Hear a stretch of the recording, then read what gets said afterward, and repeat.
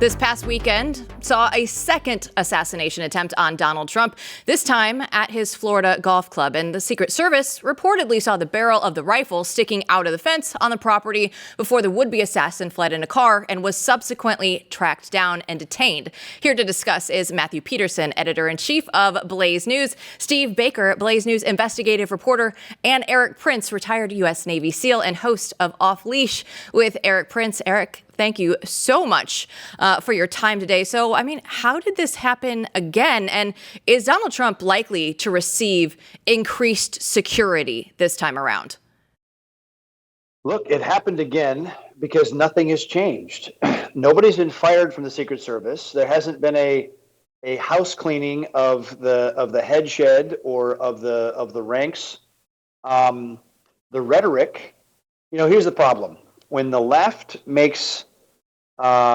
creates the intellectual space and the apocryphal claims that Donald Trump is Hitler and that he must be eliminated, he must be stopped at all costs, that he's a threat to democracy, that opens the intellectual can of worms for every left-wing screwball to say, I'm going to be the savior of the left and I'm going to kill Donald Trump. Now, that's exactly what this guy was doing. He went from being the savior of Afghan refugees to the hero of Ukraine, trying to recruit Afghan left-behind commandos in Iran to give them fake passports, to smuggle them to Ukraine to fight there. And he took on this last crusade. And he was supercharged by the left's vile rhetoric. And the Secret Service has done nothing different since Butler, Pennsylvania. Again, nobody's been fired. And so why, the definition of insanity is to do the same thing again and again and expect a different result. This guy got there 12 hours in advance, set up ballistic plates, attached him to the fence, basically trying to make his own protective shelter, protecting from counter sniper, because he saw what happened to the guy in Butler. Had his rifle there with a scope ready to go, and he had a GoPro camera mounted up on the fence. Why? Because he was trophy hunting. He was there to be the killer of Donald Trump. It's really disgusting. And that's why I leaned hard into a tweet, and I talked to Benny Johnson last night, and I said, the state of Florida must take the lead in this investigation. Don't turn him over to the feds. Keep his electronics. Sure, the feds can interview him, but let state law enforcement be present, because I don't have any confidence in the FBI Miami office to do this investigation. This is this special agent in charge there, before he was nominated to that post, had to delete his social media history because he was so vilely anti-Trump.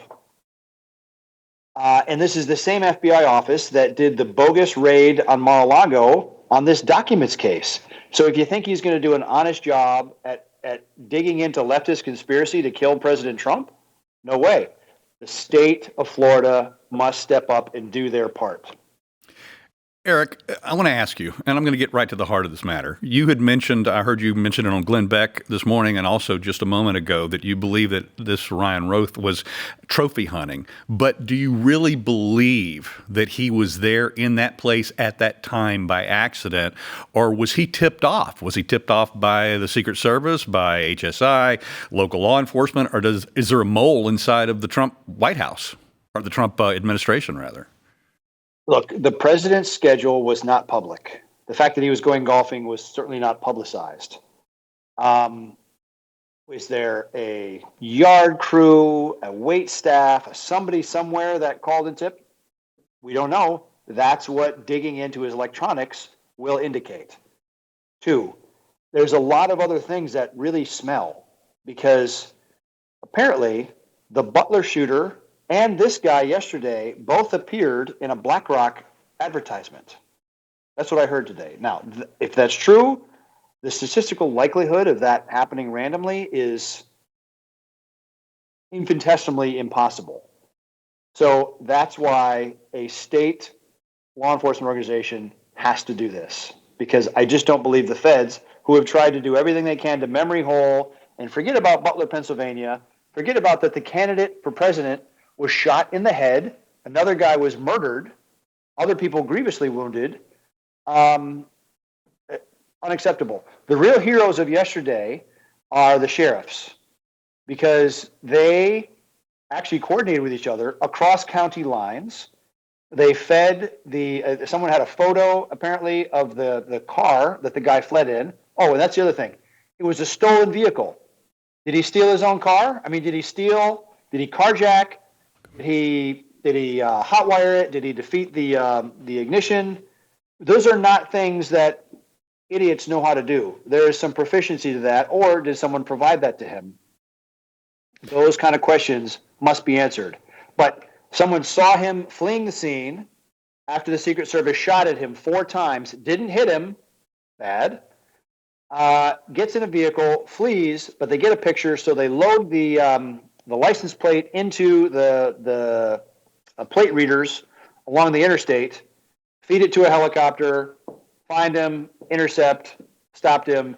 This would have been infinitely worse if someone was there with a rifle set up to kill him and he got away. That would have even smelled worse. So again, the hero of the day was local law enforcement. The feds had nothing to do with capturing that guy. The charging documents that were released today that so far only show Ralph being charged with a couple of weapons charges. They also indicated that this was a stolen license plate from a Ford vehicle and then placed on the Nissan that he was captured in. But there, as you said, there's a lot of things about that particular case that stink. And one of the things is, for instance, we learned from the charging documents that this SKS-style rifle, that the serial number had been what they call obliterated. In other words, it had been removed from the rifle. Isn't that standard operating procedure for an asset of some sort that is being supplied, that type of weapon, for a particular operation? Look, if you know you're going to commit a crime, an assassination, with a stolen weapon, sure, obliterate it. It would be interesting to see how the serial number is removed. There's some professional ways to do that. If it was done, that would also indicate someone that knew what they were doing more than what this clown did yesterday. So, yeah, look, the SKS rifle shoots a 7.62 by 39. That's a Soviet intermediate caliber, very, very effective at 200, 300, even 400 yards, especially with a scope.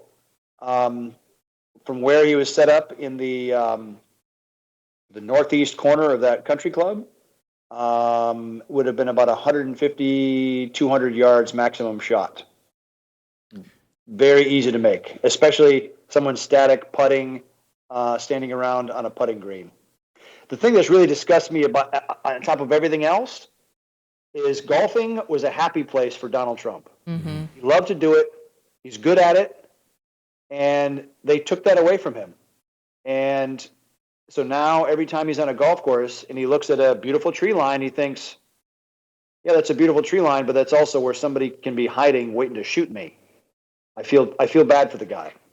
Erik, you had already said that it is apparent that nothing has been done since the last episode in July.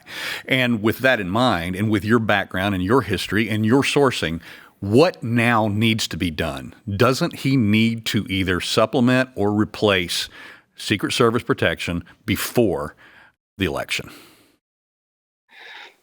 Look, there's a lot of private sector capability that's available.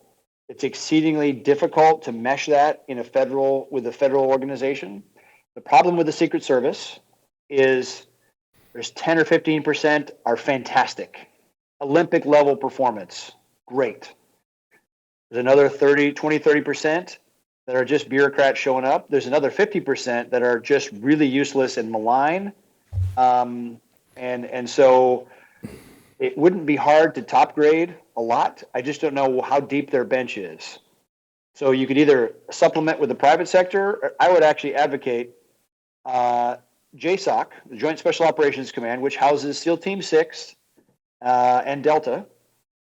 Take some operators from there, because you want people that are predators. You want hunters of men, people that think offensively, to think, how am I going to kill Donald J. Trump? And you say, this is the 20 ways we're going to do it. And then you plug every one of those 20 ways to make sure he is safe. You have to have offensively minded people doing that kind of advance outer perimeter. especially against standoff weapons, against drones. I mean, here we've almost been bit twice by standoff weapons. First at 140 yards, this time maybe 200 yards. Again, not nearly enough, especially when you include drones and other capability that someone should deploy. And again, these two attackers have been relatively unsophisticated compared to an 8-man ISIS, Hezbollah, or Latin American gang that's decided to come after the president. That's what we need to be concerned with. Eric, I loved what you said. It should be emphasized to the high heavens that the heroes today were local law enforcement and the sheriffs. You could even see it in the presser right yesterday, where you had one guy who was just a normal guy answering questions and a bunch of sort of scared, mouth-breathing feds standing next to him. So when we look forward to this, you suggested that Florida get involved. And they're the ones who actually caught the guy. If a random passerby hadn't have taken a picture, we don't even know if we would be having this conversation. But to your knowledge, real quick in the time we have left, do you know if the state of Florida has actually initiated anything? Because I would assume, this is already completely a federal matter and he's in federal hands. Yeah, we have about 60 seconds left, Eric. I did an interview with Benny Johnson calling for it. I also did a tweet, and then about 2 hours later, after it had been seen 2 million times, Ron DeSantis came out and said the state of Florida will be running its own independent investigation into this matter. It's not quite as strong as I wanted. I wanted him to try to own it to the point of pushing the feds off.